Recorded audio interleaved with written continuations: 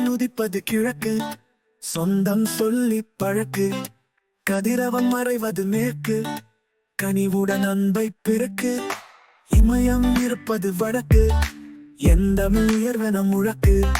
குமரி முனையோ தெற்கு, குறைவே இல்லை நமக்கு.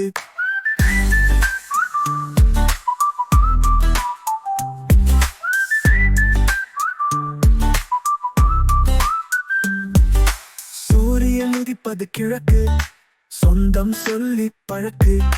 கதிரவன் மறைவது மேற்கு, கனிவுடன் அன்பை பெருக்கு. இமயம் இருப்பது வடக்கு, எந்த உயர்வென முழக்கு. குமரி முனையோ தெற்கு, குறைவே இல்லை நமக்கு.